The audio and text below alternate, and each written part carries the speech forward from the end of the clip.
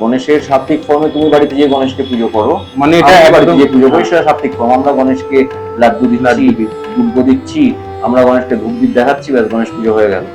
কিন্তু গণেশের তামসিক পুজোয় রীতিমতো বলির উল্লেখ আছে, আর যে পুজোটা পুরোপুরি বামাচারিতে হয়। গণেশকে বিঘ্নেশও বলা হয়, গণেশকে বিনায়ক বলা হয়, গণেশকে লম্বোদর বলা হয়, গণেশকে গজানন বলা হয়, একদন্তী বলা হয়, অনেক নাম আছে। তান্ত্রিক গণেশ পুজোর মেন নিয়ম যেটা, সেটা হচ্ছে তোমায় দীক্ষিত হতে হবে, না হলে তোমার নামে সংকল্প হবে না। তোমার দীক্ষাগুরু যিনি, তার পারমিশন লাগে। আমি ভাত খেতে খেতে ওই এঁটো ভাতটাই গণেশকে খাওয়াচ্ছি, ওই ভাতটাই আমি গণেশকে পুজোর জন্য দিচ্ছি। ভগবানকে আমাদের অর্পণ করা যায় নাকি? হ্যালো ফ্রেন্ডস, আমাদের বাংলা অডিও পডকাস্ট চ্যানেল মুখোমুখিতে আপনাদের সকলকে স্বাগত। আজকে আমাদের মধ্যে প্রথম এপিসোডে উপস্থিত হয়েছেন অরিত্র চ্যাটার্জি, যিনি একাধারে অ্যাস্ট্রোলজার, রেকি প্র্যাকটিশনার এবং এনার্জি হিলার। নমস্কার অরিত্র বাবু, আপনাকে আমাদের চ্যানেলে স্বাগত। তো আজকে আমরা অরিত্রদার সাথে কিছু স্পিরিচুয়ালিটি, অ্যাস্ট্রোলজি নিয়ে অল্প অল্প ডিসকাশন করব, কিন্তু আজকে আমাদের মেইন ডিসকাশন থাকবে গণপতি বাপ্পার উপরে। তো আপনারা এই এপিসোডটাকে এনজয় করতে থাকুন এবং গণেশ বাবার সম্পর্কে অনেক অজানা তথ্য আপনাদের এই এপিসোডের মাধ্যমে উঠে আসবে আপনাদের কাছে। তো আপনারা এই এপিসোডটাকে দেখতে থাকুন। নমস্কার অরিত্র। তো প্রথম কোয়েশ্চেন আমি যেটা জানতে চাইছি আপনার থেকে, আপনার গণেশের যে জন্ম, তার ব্যাপারে যদি কিছু আমাদের বলেন। গণেশের জন্ম ব্যাপারটা কিরকম, যে ওটা কোনো নর্মাল জন্ম নয়। মা দুর্গা ডেডিকেটেডলি একজন অঙ্গরক্ষক চেয়েছিলেন, মানে তার বডিগার্ড। তো সেই হচ্ছে গণেশ। তো মা দুর্গা কি করলেন, একদিন হলুদ দিয়ে একটা অবয়ব তৈরি করলেন, করে তাতে প্রাণদান করলেন। তো সেই হলো গণেশ। এবার গণেশ কি হলো, গণেশ আসার পরে সে পার্টিকুলারলি মা দুর্গার প্রহরী হয়ে গেল। মা দুর্গার সঙ্গে যে দেখা করতে আসছে, ওকে কথা বলে তারপর যেতে হচ্ছে। এবার মহাদেব এলেন। এবার গণেশ মহাদেবকে চেনে না, আমি যাবো না, আমি যেতে দেবো না, আমি তো আপনাকে চিনি না। মা আমায় বলছিল, কে তোমার? আমার মা দুর্গা। না, আমাকে যেতে হবে, আমি তাহলে তোমার পিতা হই। না, আমি যেতে দেবো না। মহাদেবের ক্রোধের বশবর্তী হয়ে মহাদেব নিজের ত্রিশূলটা ছুঁড়লেন গণেশের দিকে, তাতে গণেশের মাথাটা আলাদা হয়ে গেল। তখন গণপতি বাপ্পার নর্মাল মুখ ছিল। হ্যাঁ, মানে মানুষের মুখ ছিল। তার পরবর্তীকালে হাতির মুখ বসানো। হাতির মুখ। মহাদেব বললেন যে ঠিক আছে, আমি তো জানি না। যখন মা দুর্গা যখন বলছেন যে আপনি এটা কি করলেন, তখন মহাদেব বললেন, আমার তো জানা সম্ভব ছিল না, আমি এতদিন ধরে তপস্যা করে ফিরেছি, আমি কি করে জানি। ঠিক আছে, যে দক্ষিণ দিকে নিজের সন্তানের দিকে সন্তানের দিকে পিছন ফিরে যে শুয়ে আছে, তার মাথা নিয়ে এসো, মানে সেই সন্তানের মাথাটা নিয়ে এসো। তো এবার নন্দী মানে মানে মহাদেবের যারা গণ আর কি, তাদেরকে আদেশ দিয়েছিলেন। হ্যাঁ, তারা গেল খুঁজতে খুঁজতে খুঁজতে একটি হাতি পেল। এরকম হাতির মা হাতির দিকে পিঠ করে শুয়ে আছে, সেই বাচ্চা হাতিটির মাথাটা নিয়ে আসা হলো, সেটাই গণেশের মাথাতে আটকানো হলো। তো তারপরে তাই জন্যই গণেশের এই রূপ। আচ্ছা, আর একটা ব্যাপার হচ্ছে, গণেশের আমরা বিভিন্ন নাম শুনি, যে বিভিন্ন ধরনের নামে গণেশকে আমরা ডাকি, বা পুরাণে অনেক নাম কথিত আছে, তার ব্যাখ্যাটা কি?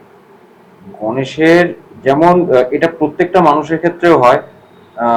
তোমার নাম সুভাষিস, এবার তোমার বাড়ির একটা আলাদা নাম, যেটা যে নামে তোমার বাবা ডাকেন, বন্ধুরা আলাদা নামে ডাকে, এরকম হাজারটা নাম থাকে। দেবতাদের ক্ষেত্রেও তাই হয়, কিন্তু তাদের প্রত্যেকটা নামের এক একটা মাহাত্ম্য আছে। মাহাত্ম্য মানে কিরকম, মানে যে যে নাম দেওয়া হয় প্যারালালি সেই নামকেও সিগনিফাই করে। আচ্ছা, ঠিক আছে, যেমন গণেশের একটা নাম হচ্ছে বিঘ্নহর্তা। তো বিঘ্নহর্তা কেন? গণেশ বিঘ্ন হরণ করে, যে কারণে বিঘ্নহর্তা বলা হয় গণেশকে। গণেশকে বিঘ্নেশও বলা হয়, গণেশকে বিনায়ক বলা হয়, গণেশকে লম্বোদর বলা হয়, গণেশকে গজানন বলা হয়, একদন্তী বলা হয়, অনেক নাম আছে। প্রত্যেকটাই তুমি মিলিয়ে যদি দেখো, প্রত্যেকটা মিলে যাচ্ছে। একদন্তী, কারণ গণেশের একদিকের দাঁত আছে, আরেকদিকের দাঁত ভাঙা। ঠিক আছে। বিঘ্নহর্তা তার কারণ যে কেউ কোনো বিপদে পড়লে গণেশকে রাখলে গণেশ ঠিক তাকে সাহায্য করবে, এরকম অনেক ব্যাপারগুলো থাকে। তো সেই কারণেই গণেশের প্রত্যেকটা নাম গণেশের ক্যারেক্টারের সাথে রীতিমতো ম্যাচও করে এবং সিগনিফিক্যান্ট। আচ্ছা আচ্ছা। আচ্ছা, তাহলে আরেকটা নাম যেটা গণেশকে সবাই বেশিরভাগ ডাকেন, গণপতি। তো গণপতি এই নামটার মেন কারণ কি? এর একটা ব্যাখ্যা আছে। যখন এরকম হাতির মুখ পুষিয়ে দেওয়া হলো, তখন মহাদেব গণেশকে নিজের ওই যে টোটাল মহাদেবের যে সৈন্য বাহিনী গণ, তার মধ্যে ভূত পিশাচ দৈত্য সবাই আছে, সেই গণেশ সেনাপতি করলেন। সেই মানে কারণে সমস্ত উনি গণেশ গণপতি। সেনাপতি হচ্ছেন গণেশ, সেই গণপতি কারণে বাবা। গণপতি, আচ্ছা ওই গণের অধিপতি।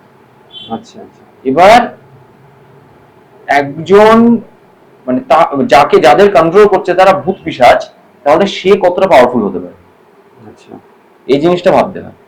সেই জন্যই ওনার নাম গণপতি।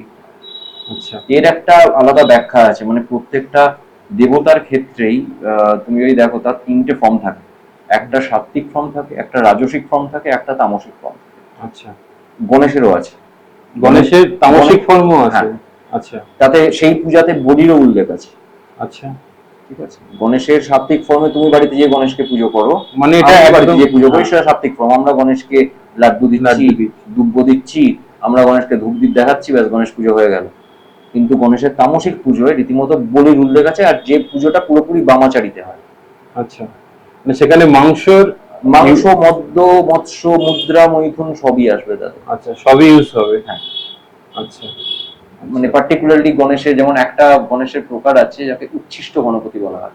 তো পার্টিকুলারলি উচ্ছিষ্ট গণপতিতে কি হয়, মানে এটা শুনে লোকে নাক সিট করবে, অন্যভাবে ভাববে। আহ নিজে আমি কিছু খাচ্ছি, মনে করো আমি সকালবেলাতে ভাত খেতে বসেছি 11টা 11:30 সময়, আমি ভাত খেতে খেতে ওই এঁটো ভাতটাই গণেশকে খাওয়াচ্ছি, ওটা ওই ভাতটাই আমি গণেশকে পুজোর জন্য দিচ্ছি। ভগবানকে না বলে অর্পণ করা যায় না? হ্যাঁ, এটা তখনই হয় যখন তুমি এই জাগতিক সমস্ত নিয়মের ঊর্ধ্বে চলে যাও। এটা অবভিয়াসলি মানে এর একটা প্রসেস আছে, সেটা মানে সবার জন্য নয়। এই প্রসেসটা মেনটেন করে উচ্ছিষ্ট গণপতির পুজো হয়। আর উচ্ছিষ্ট গণপতির পুজো কিন্তু পুরোপুরি তান্ত্রিক পুজো গণেশের। আচ্ছা, তো ন্যাচারালি গণেশের পুজোর যা যা প্রকারভেদ আছে সেগুলো আলাদা আলাদা। সাত্ত্বিক গণেশকে আমি যা খাচ্ছি, আমি মনে করো দুধ খাচ্ছি, আমি দুধ দিলাম, মানে যেগুলো সত্য গুণ আছে। এবার যখনই আমি তামসিক গণেশের পুজো করছি, তখন আমি তো মাছ মাংস সবই খাচ্ছি, গণেশকে দিতেই পারি, তার মধ্যে কোনো অপরাধ নেই, কিছুই নেই, ওটাই নিয়মিত। আচ্ছা, এই তামসিক গণেশের যে পুজোটা হয় বলছো, তো এই পুজোটার জন্য কোনো আলাদা কোনো দিনক্ষণ হয় নাকি গণেশ চতুর্থীর দিন এই পুজোটা করা যায়? গণেশ চতুর্থীর দিন ওই পুজো হয় না, ওই পুজোর দিন আলাদা। আচ্ছা, ওই পুজোর দিন আলাদা, ওই পুজোর পারপাস আলাদা।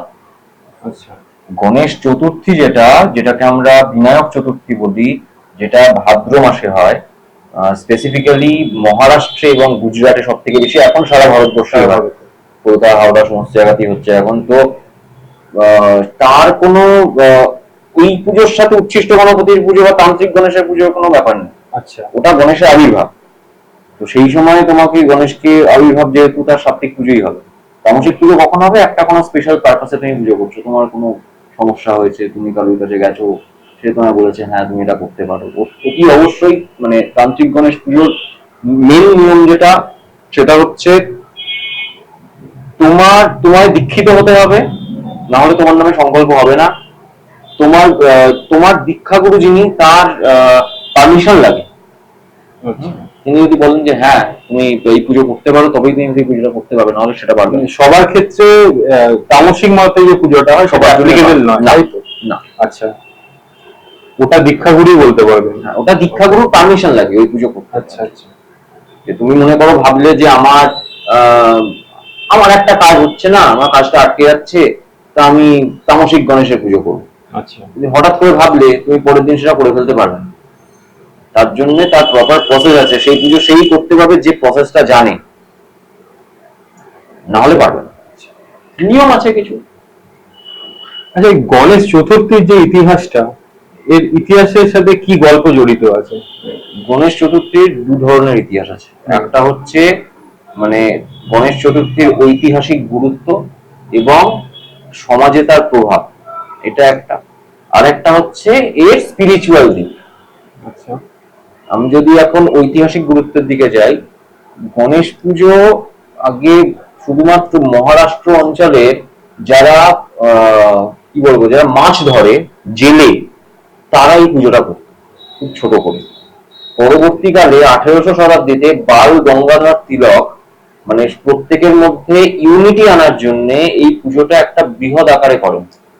ঠিক আছে, মহারাষ্ট্রের কেন্দ্র করেই, তাই তো? হ্যাঁ, আচ্ছা, তখন মহারাষ্ট্র আর গুজরাট ভাগ হয়নি, একসাথে ছিল। আচ্ছা, এবার এটা হওয়ার পরে তোমার সমস্ত মানে মারাঠি, গুজরাটি সবাই যারা আর কি মহারাষ্ট্রে আছে, তারা সবাই এই পুজোটা এলো। গণেশ মন্ডলী তৈরি হলো বিভিন্ন জায়গায়।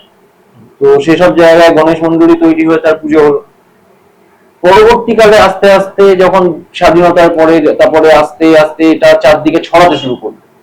এখন গণেশ পুজো একটা বৃহৎ আকারে একটা, বলতে পারো মানে একটা সামাজিক গুরুত্ব হয়ে গেছে। গণেশ পুজো ছাড়া হবে না, যে দুর্গা পুজো ছাড়া যেমন বাঙালি হয় না, গণেশ পুজো ছাড়া মারাঠি হবে না। মারাঠি হবে, ঠিক আছে, কারণ ওটা ওদের মেইন ফেস্টিভ্যাল। দুর্গা পুজো যেরকম আমাদের মেইন ফেস্টিভ্যাল, গণেশ পুজো ওদের মেইন ফেস্টিভ্যাল। কিন্তু এর আরেকটা যে গুরুত্ব আমি বললাম, স্পিরিচুয়াল গুরুত্ব, গণেশ পুজোর সময়টা হচ্ছে ভাদ্র। বর্ষা হয়ে গেল, তারপর তোমার শরৎকালের শুরু হচ্ছে ভাদ্র এবং আশ্বিন শরৎকাল। তো শরৎকালের আগে এই যে বর্ষা ঋতু চলে গেল, বর্ষা হলো, বৃষ্টি হলো, তাতে কি হলো, তাতে সবজির ফলন বাড়বে, শস্য শ্যামলা হবে পৃথিবী। তো তোমার একটা ফেস্টিভ্যাল শুরু হবে, তারপরে দুর্গাপুজো দিয়ে তোমার ফেস্টিভ্যালটা শুরু হবে। তো এই যে বললাম অগ্র পূজার অধিকারী একমাত্র গণেশ, সবার আগে তাই গণেশের পুজো হলো। গণেশের পুজো দিয়ে তোমার ফেস্টিভ সিজনটা শুরু হলো। তারপরে দুর্গাপুজো, কালী পুজো, লক্ষ্মী পুজো, জগদ্ধাত্রী পুজো পরপর আসতে থাকে। মানে অল ওভার ইন্ডিয়া যা যা ফেস্টিভ্যাল আছে, তুমি দেখবে শুরুতেও গণেশ পুজো, শেষেও গণেশ পুজো। কারণ গণেশ পুজো আরেকটা হয় সরস্বতী পুজোর আগের দিন। সরস্বতী পুজোর বসন্ত পঞ্চমী, বসন্ত পঞ্চমীর আগের দিন চতুর্থী থাকে, সেই দিনও গণেশ পুজো। একদম। তো দুবার, বছরে দুবার গণেশ পুজো। একবার হচ্ছে মানে তোমার যে কোনো ভালো কাজ শুরু করার আগে তুমি গণেশের পুজো করছো, কাজটা শেষ হয়ে গেল, আবার এক বছর তোমাকে বসে থাকতে হবে, আবার তুমি গণেশ পুজো করছো। এই দুটো টাইমে গণেশ পুজো হয়। একদম একদম। আচ্ছা, আরেকটা কোয়েশ্চেন ছিল যে গণেশের যে বাহন ইঁদুর, তার ব্যাখ্যাটা আপনি কিভাবে দেবেন? এর ব্যাখ্যা হচ্ছে গণেশের বাহন যে ইঁদুর, ইঁদুর হওয়ার আগে সে ছিল গান্ধর্ব। ঠিক আছে, গান্ধর্ব। এবার ওর নাম ছিল ক্রৌঞ্চ, ক্রৌঞ্চ নাম ছিল। আর ও খুব উৎপাত করে বেড়াতো চারদিকে। তোকে একজন ঋষি অভিশাপ দেয়, মানে উনি মনুষ্য আকারেই ছিলেন? হ্যাঁ, একজন ঋষি তাকে অভিশাপ দেয় যে তুমি এরকম উৎপাত করে বেড়াও, তুমি ইঁদুরে পরিণত হবে, মূষকে পরিণত হবে। ওই মূষক বলা হয় গণেশের বাহনকে। তো মূষক হয়ে যায়। এবার তারপর মুক্তি লাভের আশায় সে গণেশের কাছে যায় এবং গণেশও তাকে বাহন হিসেবে মেনে নেয়। আচ্ছা। এবার ওখানেও তুমি দেখবে একটা টোটাল ইকোসিস্টেম আছে। মানে তুমি যদি গণেশের বাহন ময়ূর, গণেশের বৃহৎ বৃহৎ আকার, আর মূষক একটা ছোট্ট এইটুকু প্রাণী, তার উপর গণেশ বসবে কি করে? এখানে ইকোসিস্টেম কাজ করে। মানে অনেক ডিফারেন্স আছে, তাও তারা একসাথেই আছে, ধরে আছে একে অপর। গণেশ পুজো তুমি যদি করো, ইঁদুরের পুজো তোমায় করতে হবে, মূষকের জন্য তোমায় ফুল দিতে হবে, না হলে গণেশ সন্তুষ্ট হবে না। আর তুমি আবার তুমি শুধুমাত্র গণেশের পুজো করে দিলে, মূষকের পুজো করলে না, মূষক সন্তুষ্ট হবে না। একই অন্যের পরিপূরক। এই কারণে যারা ব্যবসায়ী তারা কখনো ইঁদুর মারে না, তারা দোকানে বা অফিসে ইঁদুর মারার পিস দেয় না। একদম একদম বলে দেয় ইঁদুর মারবো, ইঁদুর মারবো, একদম। আচ্ছা, গণেশ পুজোর সময় মেনলি কোন কোন মন্ত্র ব্যবহার করা হয়? মানে ধরুন কেউ কারুর নিজের ভালো করার জন্য কোনো মন্ত্র ব্যবহার করতে চাইছে, বা নিজের ব্যবসা ভালো করার জন্য, বা ফ্যামিলি হেলথের জন্য। দেখো মন্ত্র ব্যাপারটা, কিছু মন্ত্র থাকে যেগুলো সবাই বলতে পারে, আর কিছু মন্ত্র থাকে যেগুলো গুপ্ত। ঠিক আছে, যেগুলো বলা উচিত নয়। স্পেসিফিক্যালি একটা পডকাস্টে আমি কখনোই তোমায় কোনো স্পেসিফিক মন্ত্র বলবো না। কেন বলবো না? তার কারণ যারা দেখছে এই পডকাস্টটা, তারা কতটা অধিকারী এই মন্ত্র উচ্চারণের বা এই মন্ত্র জপ করার। কারণ এই মন্ত্রগুলো জপ করতে গেলে তার দীক্ষা থাকা দরকার, অ্যাটলিস্ট বেসিক দীক্ষাটুকু থাকা দরকার। আর যদি সে ব্রাহ্মণ সন্তান হয়, তার বেসিক পরিচয়টুকু হওয়া দরকার। এবার কারোর যদি সেটা না থাকে, সে যদি সেটা করে, তাহলে তার ক্ষেত্রে একটু সমস্যা হলেও হতে পারে, কাজ করবে না। আমি আপনাকে যে প্রশ্নটা স্পেসিফিক করতে চাইছি, যে ব্রাহ্মণ কাস্ট ছাড়া ধরুন বৈশ্য, ক্ষত্রিয়, শূদ্র, এই সব কাস্টের জন্য একটা তো কোনো কমন মন্ত্র আছে, সেটা গণ গণপতায় নমঃ। আচ্ছা, এটাই মন্ত্র। এই মন্ত্র পাঠ সে করতেই পারে, এক্ষেত্রে কোনো কাস্টের ব্যারিয়ার নেই। কিন্তু কিছু কিছু মন্ত্র আছে যে মন্ত্রগুলো অব্যর্থ কাজ করে, সেই মন্ত্রগুলোতে কিছু রেস্ট্রিকশনও আছে।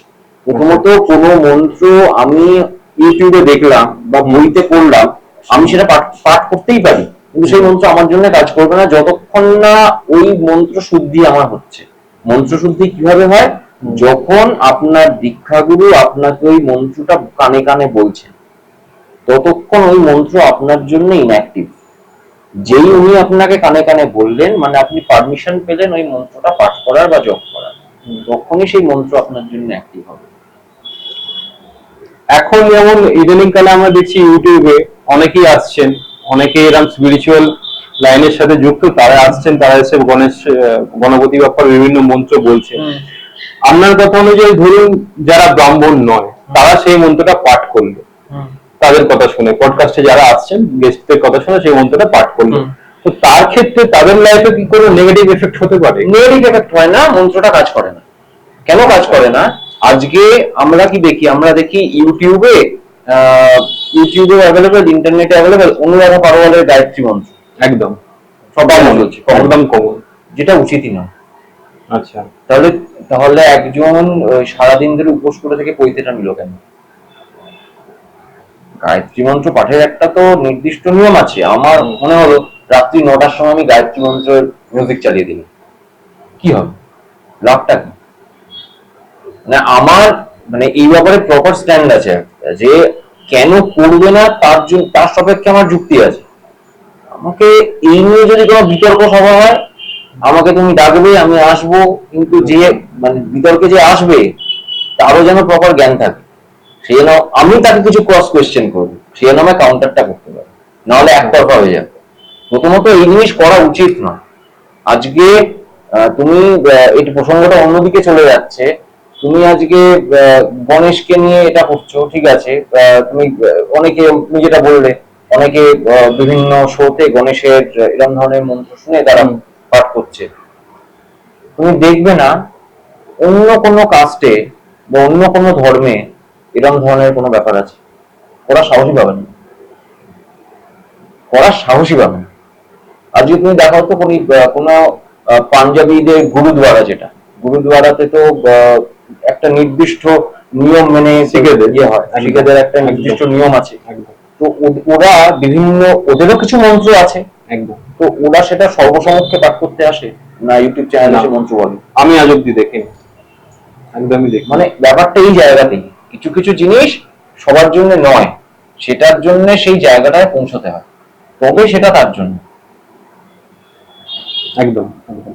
আচ্ছা, আর একটা কোয়েশ্চেন আমি আপনাকে করতে চলেছি, যেটা হচ্ছে দুর্গাপুজোর সময় আমরা দেখি গণেশের কলা বউ, কলা বউয়ের কনসেপ্টটা কি?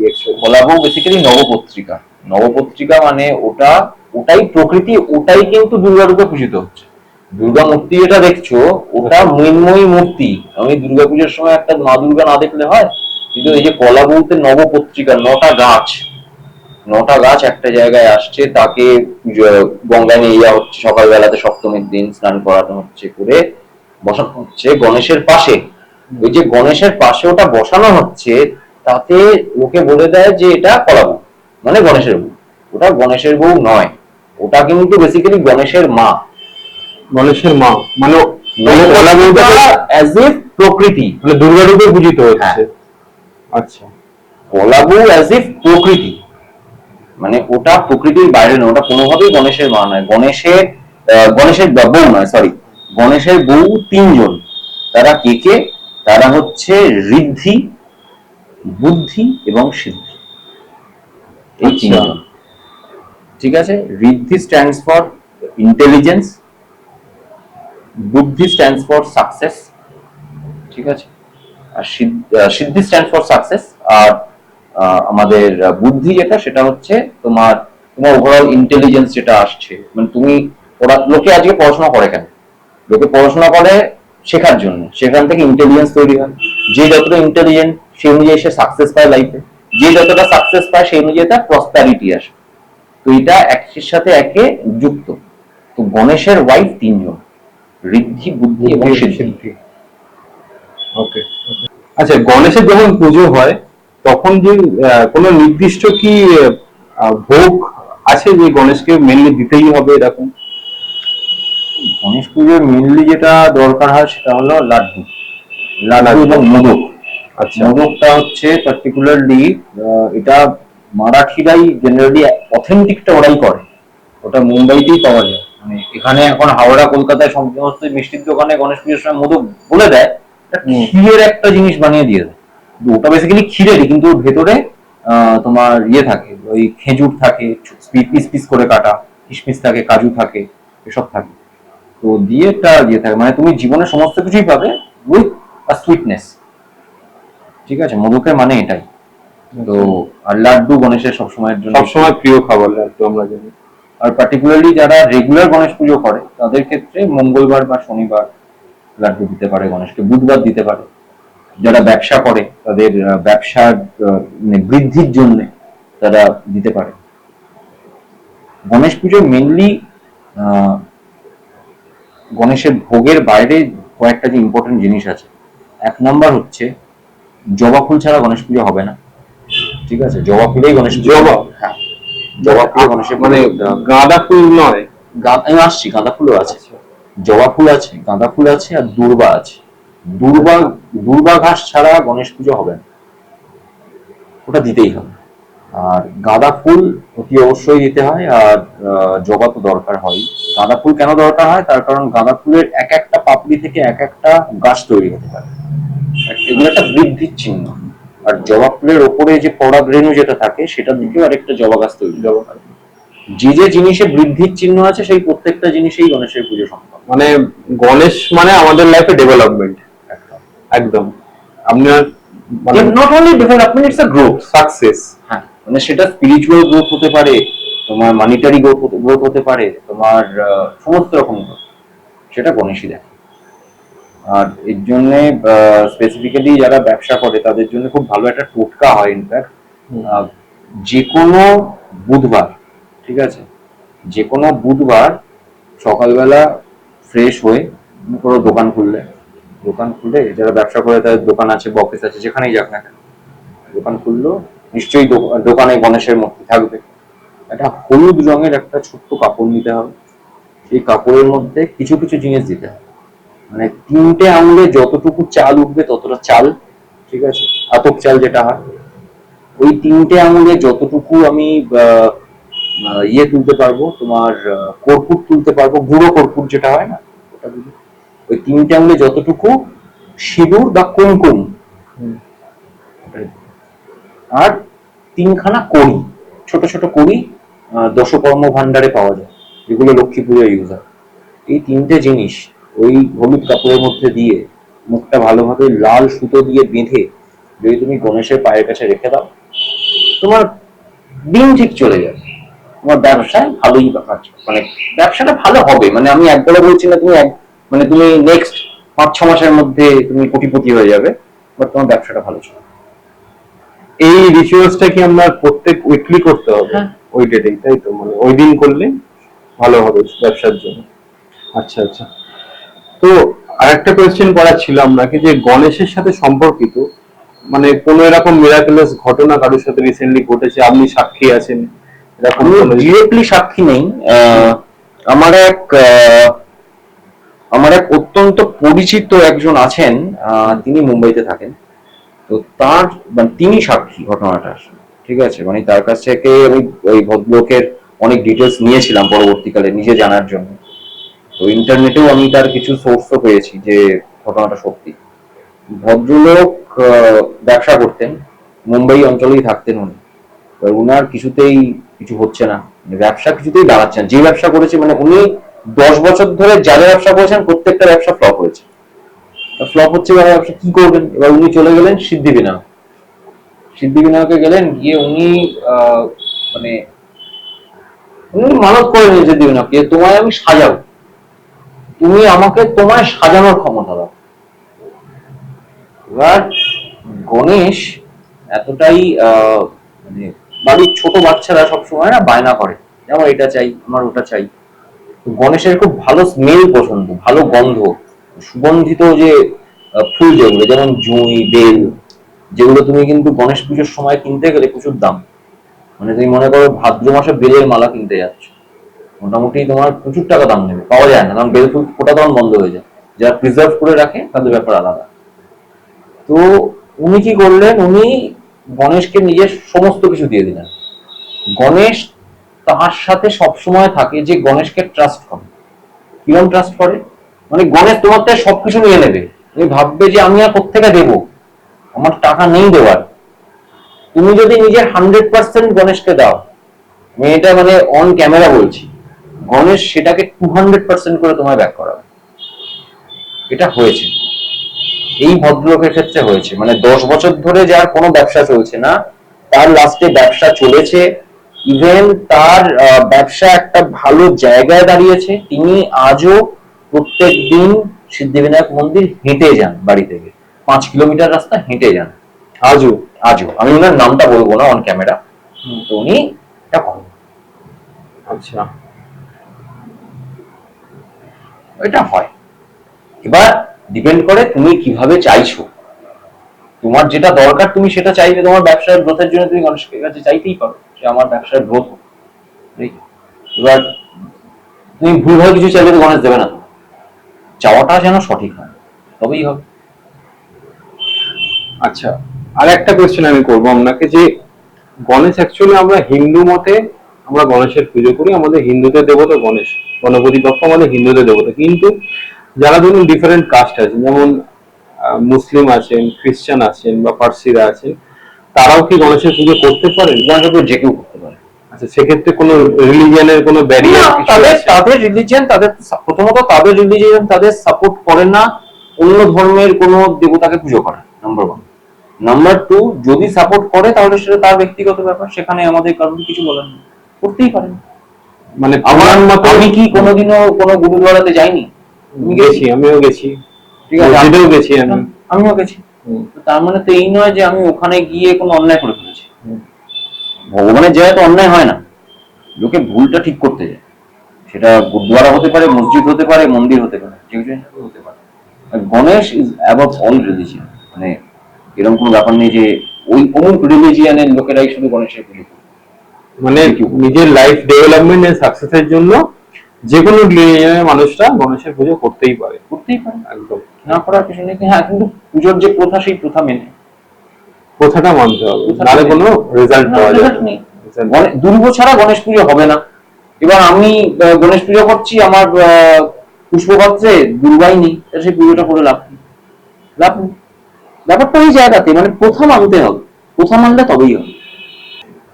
আচ্ছা, পুরাণ মতে আছে যে বেদব্যাস গণেশকে দিয়ে মহাভারত লিখিয়েছিলেন, তো এই ঘটনাটা কি সত্যি? হ্যাঁ, সত্যি। তার কারণ কি, মহাভারত যখন লেখা শুরু হবে, মহাভারত কিন্তু আগে প্যারালালি চলেছিল, মানে লেখা হচ্ছে, ঘটনাগুলো ঘটছে, আর কিছু কিছু ক্ষেত্রে লেখাই হয়ে গেছে তখন তারপর ঘটনাগুলো ঘটছে, মানে এরকমও হয়েছিল। মহাভারত রচনার সময়কালটা অনেক। তো কি হবে, কে লিখবে এত বিশাল মহাকাব্য, কারণ বেদব্যাস তো বলতে থাকছে, মানে কাউকে তো লিখতে হবে।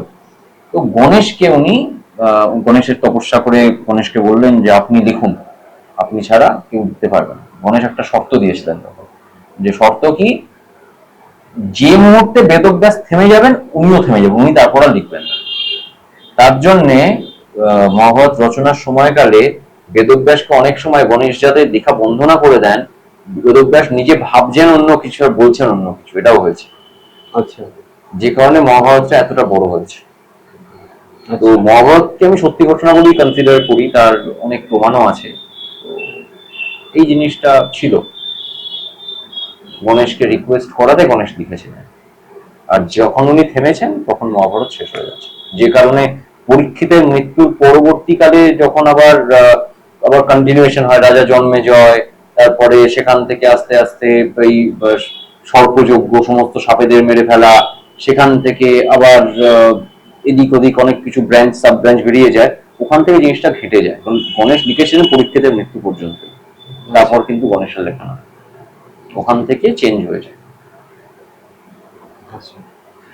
তো আরেকটা কোয়েশ্চেন করবো আপনাকে, যে গণেশ পূজার মাধ্যমে আমাদের কিভাবে মানসিক ও আধ্যাত্মিক তৃপ্তি লাভ করা সম্ভব? গণেশ পূজার মাধ্যমে মানসিক এবং আধ্যাত্মিক তৃপ্তি লাভের সব থেকে ইম্পর্টেন্ট পার্ট যেটা, সেটা বলি, অ্যাস্ট্রোলজিতে গণেশ পূজার একটা ব্যবহার আছে। গণেশ হচ্ছে বুধ গ্রহের অধিপতি দেবতা। প্রত্যেকটাই যে নবগ্রহ আছে, নবগ্রহ। এক একটা গ্রহের এক একজন দেবতা আছে। তো বুধকে কন্ট্রোল করে গণেশ, ঠিক আছে।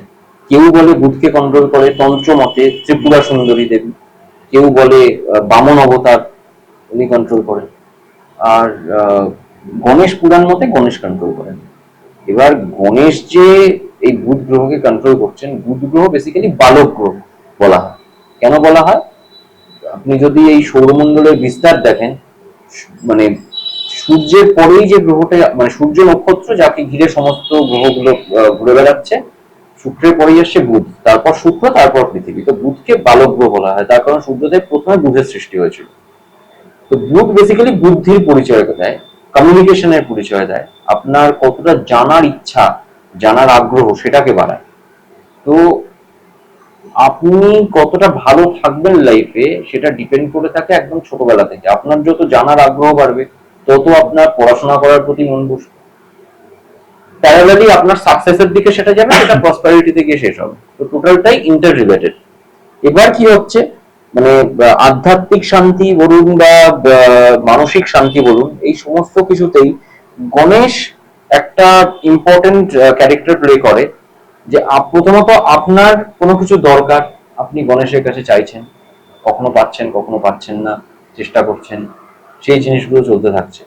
ধীরে ধীরে আপনার অটোমেটিক্যালি আপনার মনে হচ্ছে যে না, আমি আমার প্রসেসে হয়তো ভুল আছে, আমি হয়তো যে জিনিসটা চাইছি হয়তো ভুল চেয়েছি, যেটা হয়তো আমি যোগ্য নই।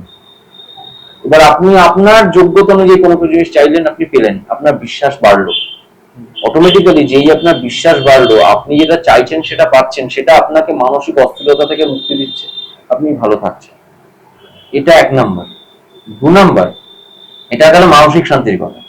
দ্বিতীয়ত, আধ্যাত্মিক ভাবে আপনার আপলিফমেন্ট হয়।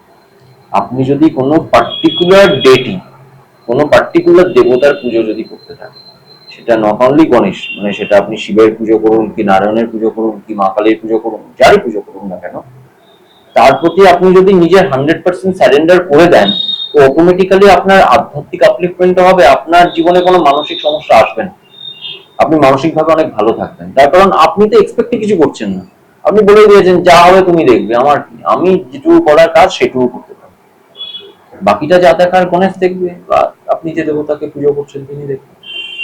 বাট আমি যে কোয়েশ্চেনটা করছি, ধরুন রিয়েলিটিতে কেউ একজন খুব ফিনান্সিয়াল স্ট্রাগলের মধ্যে দিয়ে চলেছে, আপনার কথা অনুযায়ী সে ডেটির কাছে নিজেকে ডিভোট করে দিল, বাট সঙ্গে সঙ্গে তো তার কন্ডিশন তো চেঞ্জ হবে না, তো মেন্টাল স্টেবিলিটিটা কি করে বজায় রাখতে পারে সে সময়? প্রথমত তার বিশ্বাস থাকা দরকার।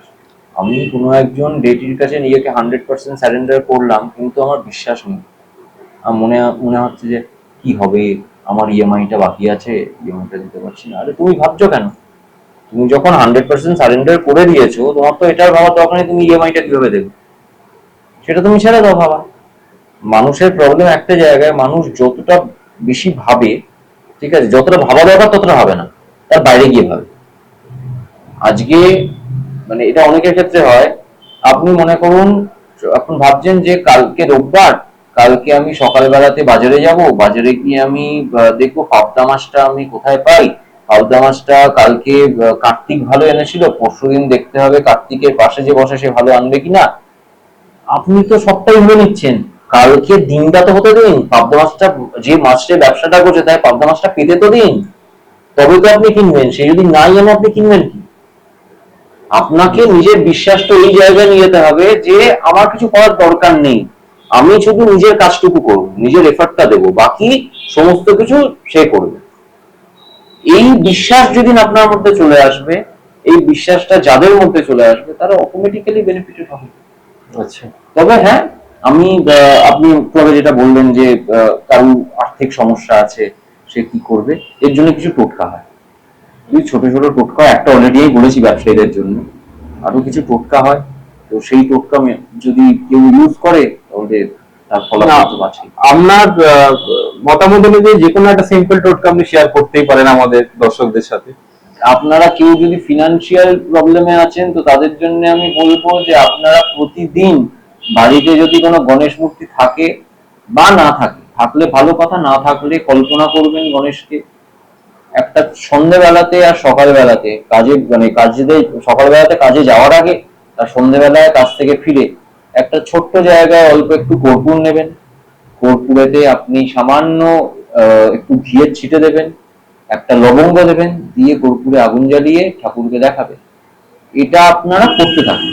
আপনাদের যদি মানি অবস্ট্যাকল হয়ে থাকে সেটা কেটে যাবে, যতটা পারবে কেটে যাবে, এটা আমি বলতে পারি। তো অরিত্রদা, আমি দেখছি গণপতি বাপ্পাকে আপনি কোলের ওপর রেখেছেন, তো এটার কারণ কি?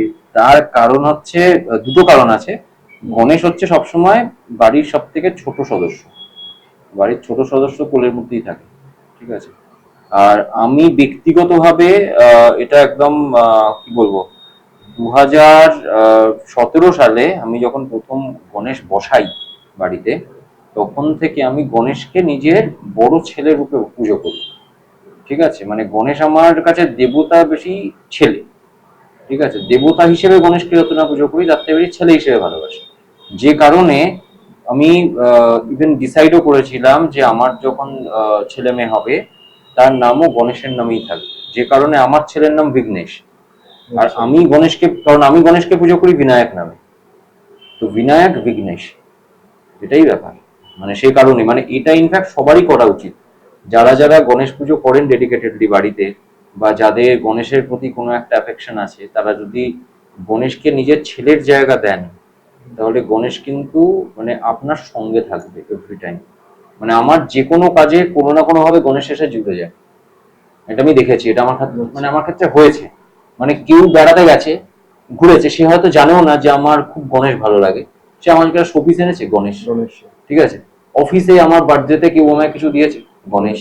আমার সাথে একদম দেখা করতে এসছে, দাদা, গণেশ। তো আমার কাছে মোটামুটি গণেশের যা কালেকশন আছে, তো প্রচুর। আমার কাছে প্রায় 20-30টা গণেশের শোপিস আছে। মানে আমি যেখানেই যাই কোনো না কোনো গণেশ আমার সাথে ঠিক চলে আসে। তো এটাই একটা ব্যাপার, তাই যে কারণে আর কি গণেশ আমার কোলে বসে আছে, কারণ আমার ছেলেকে তো আমি কোলেতেই বসিয়ে রাখবো। একদম। তো আপনার সাথে গণেশকে নিয়ে কোনো এরকম মিরাকুলাস কিছু ঘটনা কি ঘটেছে আমার সাথে এখনো অব্দি সত্যি কথা বলতে মিরাকুলাস ঘটনা তো অবভিয়াসলি আছে। আমার বললাম না, আমার একটা ইচ্ছা ছিল যে আমার ছেলে হলে আমি ছেলের নাম গণেশের নামে রাখবো। আপনার ছেলের নাম? হ্যাঁ। তো যখন আমার ওয়াইফ প্রেগনেন্ট ছিল সেই সময়তে ডাক্তার লাস্টে বলে, ডাক্তার মানে বৈজ্ঞানিক ভাবে দেখতে গেলে আমার মেয়ে হওয়ার কথা আর কি, ঠিক আছে। মানে যা যা মানে স্ক্যান্স রিপোর্ট যা যা এসেছিল তাতে আমার মেয়ে হওয়ার কথা ছিল। এবার আমি সত্যি কথা বলতে আমি তখন আর ভাবিনি, কারণ মানে যে আসছে সেই আমার কাছে ইম্পর্টেন্ট, সে ছেলে হোক কি মেয়ে হোক।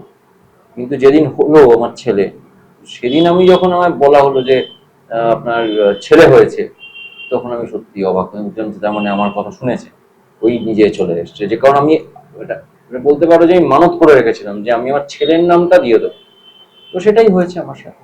এই বিশ্বাসটা আমার ছিল। মানে যখন আমার মানে ডাক্তার মানে স্ক্যান রিপোর্ট দেখে যখন ডাক্তাররা তো ডিরেক্টলি বলেন না যে কি হবে, কিন্তু অ্যাপ্রোচ শুনে এটা বোঝা গেছিল যে হয়তো মেয়ে হচ্ছে। তো আমি ভেঙেও পড়িনি, কারণ আমার বিশ্বাস ছিল হয়তো আমার ছেলেই হবে, তো সেটাই হয়েছে। আচ্ছা। তো আপনি একটু আগে বললেন যে আমাদের নবগ্রহের মধ্যে বুধ গ্রহের যে প্ল্যানেট আছে, আমাদের বুধ গ্রহ, তার অধিপতি হচ্ছেন স্বয়ং শ্রী গণপতি বাপ্পা। আবার আমরা জানি যে বুধ যে গ্রহ আছে তার জন্য বেস্ট আপনার রত্ন হচ্ছে পান্না। তো এই পান্নার সাথে গণপতি বাপ্পার কোনো রিলেশন কিছু আছে, যে পান্না করলে বুদ্ধি বাড়বে বা? প্রত্যেকটা রত্নের সাথেই আছে। হ্যাঁ। গণেশকে আপনি যদি এখন সিদ্ধিবিনায়কে যান, সিদ্ধিবিনায়কে দেখবেন গণেশের গায়ের রং হচ্ছে বেসিক্যালি ওখানে রং করে দেওয়া হয়েছে পুষ্টি পাথরের কালো, তার উপর রং করে ওটাকে কমলা বানিয়ে দেওয়া হয়েছে। আর গণেশের যত মানে অর্নামেন্টস আছে, মাথায় যে মুকুটটা পরানো আছে তাতে একটা পান্না দেওয়া আছে। আচ্ছা। ঠিক আছে, বুধ গ্রহের জন্য আপনি পান্না পড়ছেন, বুধ গ্রহ খারাপ বা অন্য পজিশনে আছে, খারাপ পজিশনে আছে, পান্না পড়ানো হচ্ছে। ওর সাথে গণেশের সম্পর্ক যদি থেকে থাকে, গণেশের মাথাতেও একটা পান্না আছে, এটাই সম্পর্ক। বাকি সম্পর্ক এরম ভাবে কিছু হয় না, ওটা আলাদা আলাদা হয়। তেমনই রেমেডি প্রত্যেকটা গ্রহের ক্ষেত্রে আলাদা আলাদা হয়, একটা দুটো ম্যাচ করে যায়, তার মানে এই নয় যে ওটা মিথ। যে এটা হতেই হবে, এরকম মানে এই ক্ষেত্রে স্পিরিচুয়ালির সাথে অ্যাস্ট্রোলজির কোনো রিলেশন নেই, যে রিলেশন আছে, বাট সমস্ত ক্ষেত্রে আপনি সমস্ত কিছু আর কি left hand side right hand side মেলাতে পারবেন না। কিছু জায়গায় কিছু এক্সেপশনও থাকে। আচ্ছা আচ্ছা, ওকে, থ্যাংক ইউ। তো দর্শকগণ, তো আমাদের এপিসোডটা আজ আমরা এখানেই শেষ করছি।